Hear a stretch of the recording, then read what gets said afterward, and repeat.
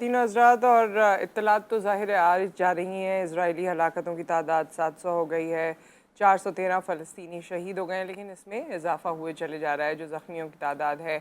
और यरगमाल 100 लोगों को तकरीबन बनाया था हमास ने, उसके हवाले से भी फिर बाकी बहुत सारी रिपोर्ट्स आती गई। लेकिन ये ओवरऑल जो इंसिडेंट हुआ है, वैसे तो फ़लस्तीनियों पर मज़ालिम हुए चले जा रहे हैं, जुल्म के पहाड़ ढाए चले जा रहे हैं, लेकिन हमास ने अब जवाबी कार्रवाई जब की है तो उसको वेस्ट ने और पूरी दुनिया ने किस तरह से लिया है।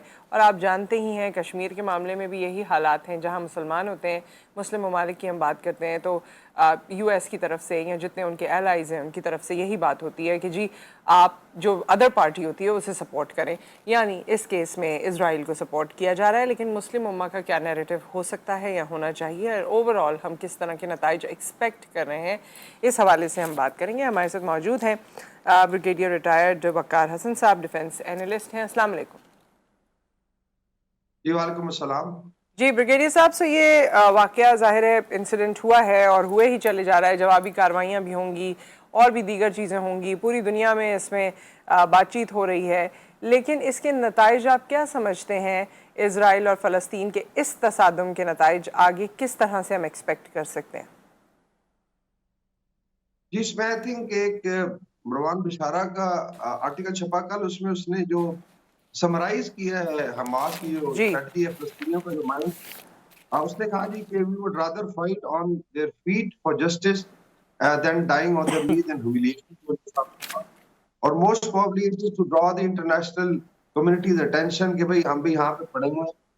20 लाख आबादी है, गाजा की छोटी सी पट्टी है, तकरीबन 350 स्क्वायर किलोमीटर का टोटल इलाका है। कभी इनका पानी बंद कर दिया जाता है, कभी इनको लेट से बिजली बंद कर दी जाती है, इनकी खुराक बंद कर दी जाती है, मेडिसिन।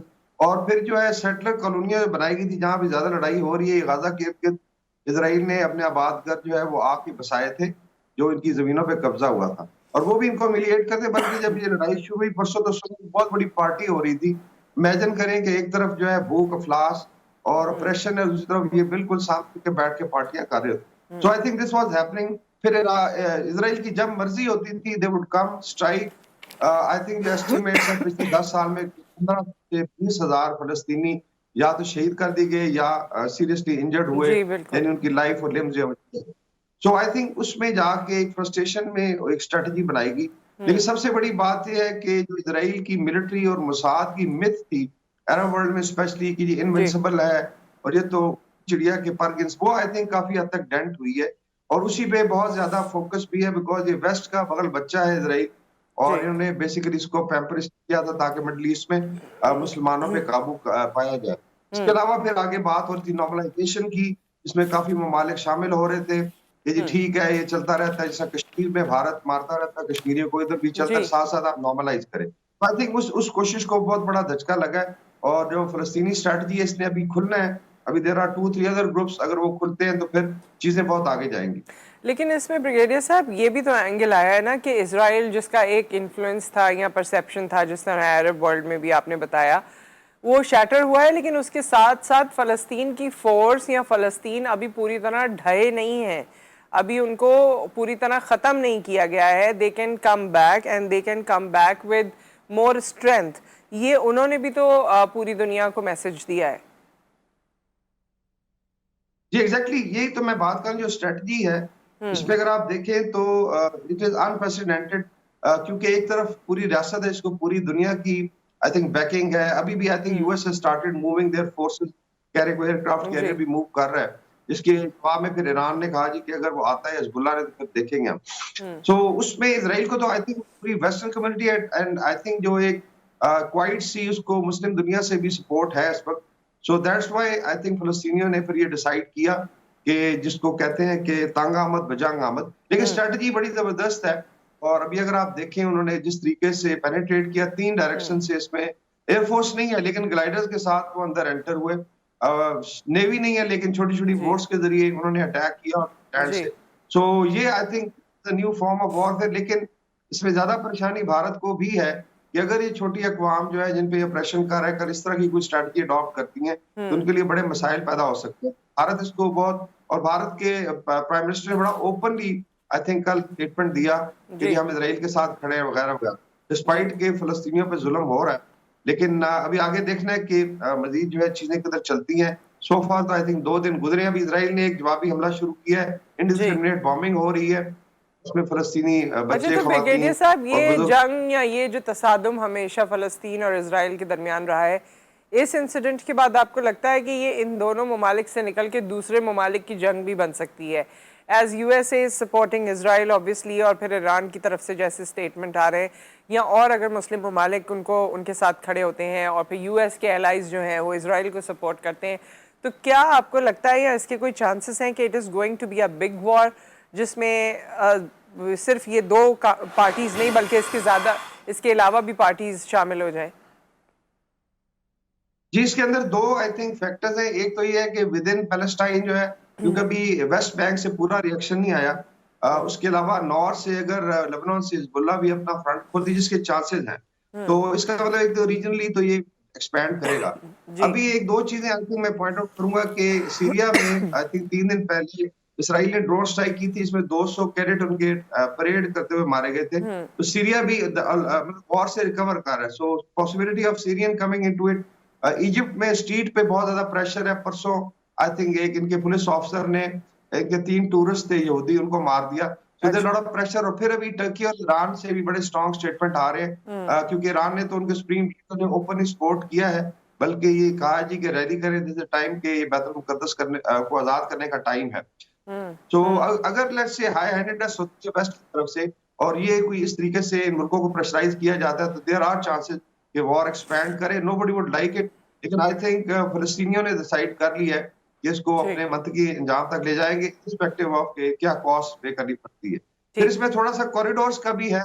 अगर आप देखें, एक भारत का जो मिडिल ईस्ट, इजराइल और यूरोप कॉरिडोर की बात हुई, और वो कॉरिडोर बाईपास करता है स्वेज कैनाल को, और तुर्की का जो कॉरिडोर है, तो उसमें 2 जो ममालिक शोल्डर पे हैं, वो बिल्कुल पसंद नहीं करेंगे कि ये कॉरिडोर बने। तो इजिप्ट के लिए भी I think it is very critical, और टेक्निकली इजिप्ट मेरा ख्याल है दिल्ली दिल में इस चीज को सपोर्ट करेगा कि इजराइल डिस्टेबलाइज रहे। अच्छा, और पाकिस्तान भी ब्रिगेडियर साहब दिल्ली दिल में सपोर्ट करता रहता है सबको। पाकिस्तान की सपोर्ट सिस्टम क्या होनी चाहिए या इस वक्त क्या नैरेटिव होना चाहिए, वो भी आप बताइए, क्योंकि पाकिस्तान के तो अपने ही चैलेंजेस बहुत ज़्यादा हैं, लेकिन ऑब्वियसली ये एक ऐसी बात है और ऐसा इंसिडेंट है जिसमें तमाम मुस्लिम ममालिक का भी कोई ना कोई स्टांस होगा। तो पाकिस्तान का नैरेटिव क्या होना चाहिए, या पाकिस्तान को इसमें कैसे रोल प्ले करना चाहिए, आया करना भी चाहिए या नहीं करना चाहिए? आई थिंक बिल्कुल करना चाहिए। इस पे आई थिंक अगर आप स्ट्रीट पे सेंटिमेंट देखें, मीडिया पे हम लोग डिस्कस करें, not because we are concern, और हमें दुख भी है जो के साथ होता रहा है। तो दूसरा, फलस्तीन का कॉज और कश्मीर का कॉज ऑलमोस्ट मिलता जुलता है। इंडिया का भी जायनिस्ट एजेंडा है, वहां भी बस्तियां स्मार की जाती हैं, डोजर चलाए जाते हैं, और उनको भी बिल्कुल वैसे ही प्रिजन में रखा गया है जिस तरह, बल्कि एक्चुअली जो मूडी है वो जायनिस्ट मॉडल फॉलो करता है। So all the more reason इसकी, एक तो ये कश्मीर की वजह से हम पे वैसे ही मॉरल रिस्पॉन्सिबिलिटी है। दूसरा, आई थिंक फॉरेन ऑफिस ने जो ओआईसी ने लाइन ली है, वही लिया है जी कि आप रूट कॉज की तरफ जाएं, if you have to have 2 state solution, उसमें फलस्तीनियों को पूरा राइट दें, they should be able to exist as a state. उसके अंदर पाकिस्तान को अपना डिप्लोमेटिक प्रेशर और जो भी आई थिंक बन पड़ता है, दे शुड। लेकिन आई थिंक स्ट्रीट पे जो है आहिस्ता आहिस्ता प्रेशर बढ़ेगा, जैसे जैसे फलस्तीनियों की कैजुअलिटीज होती हैं, Pakistan should come up with a stance जो आई थिंक ईरान या टर्की की पोजीशन है या इजिप्ट की है। और मोस्ट प्रोबेबली जैसे वॉर प्रोलॉन्ग होगी, there will be pressure on the government, but by and large we have followed जो ओआईसी का स्टांस है कि 2 स्टेट सॉल्यूशन हो, और हम कभी भी कॉम्प्रोमाइज नहीं करेंगे, बिकॉज अगर आप इधर कॉम्प्रोमाइज करते हैं तो फिर आप शायद कश्मीर पे भी कॉम्प्रोमाइज कर लेंगे। सही। अच्छा, इस पूरी सिचुएशन में रशिया का क्या किरदार रहेगा या उनका क्या स्टांस रहेगा? ये रशिया में अगर आप देखें, मैं कुछ टेलीग्राम इनके चैनल फॉलो भी करता हूँ, बट एक दो फोरम में डिस्कशन भी होती है वहां पे। एक तो there is a sigh of relief कि एक्चुअली इजराइल ने यूक्रेन को सपोर्ट भी किया है वॉर में, और रशियन को उस पर गुस्सा भी था। देन दे नो इट कि ये वेस्ट का ही बगल बच्चा है। दूसरा, जो यूक्रेन थिएटर है, इस पे बहुत ज्यादा फोकस था वेस्ट का, तो अभी एक तो हाफ अटेंशन डाइवर्ट होगी साउथ की तरफ, इसका मतलब रशिया में प्रेशर भी कम होगा। दूसरा, जो है रशिया भी अपने नॉर्थ साउथ कॉरिडोर बना रहा है जो ईरान के थ्रू गुजरेंगे, और उनको भी खतरा था कि अगर ईस्ट वेस्ट कॉरिडोर खोलते हैं तो रशिया की इकोनॉमी को भी अफेक्ट कर सकता है। सो बाय एंड लार्ज अगर आप देखिए, रशियन स्टेटमेंट वाज कि इसको जो है आप 1967 की बाउंड्रीज पे ले जाएं। So it's very very significant. China का आई थिंक अभी तक न्यूट्रल स्टांस है, but by and large Russia, China और इवन अफ्रीका से आवाजें आ रही हैं कि फलस्तीनियन जो है वो राइट पे है और इनको इनका हक दिया जाए। So I think this is very interesting. अगर यूएन सिक्योरिटी काउंसिल में भी जाता है मामला, तो उसमें रशिया चाइना जो है इसको आई थिंक वेस्टर्न स्टांस को जो है वो मोस्ट प्रोबेबली वीटो करेंगे। इंशाल्लाह। सो विद दैट बहुत बहुत शुक्रिया ब्रिगेडियर साहब for your time and for all the information. बहुत शुक्रिया। और ख़वातीन और हज़रात, बहुत अरसे से ज़ाहिर है हम जिस तरह कश्मीरियों के बारे में सुन रहे हैं वैसे ही फ़लस्तीनियों के बारे में सुन रहे हैं। अब ये किसी नहज पे पहुंच जाए और ये कश्ती किसी किनारे लग जाए तो बहुत अच्छा है। This is high time. I am hoping कि हो सकता है कि इंटरनेशनल जिस तरह से बात हो रही है, वैसे तो बंद कमरों में बात हो रही है, उसमें कोई नतीजा नहीं निकल रहा, लेकिन फ़लस्तीनियों को उनका हक मिले और वो अपनी ज़िंदगियों को बेहतर तरीके से गुजार सकें। विद दैट एक ब्रेक आ गया, ब्रेक के बाद हम वापस आते हैं।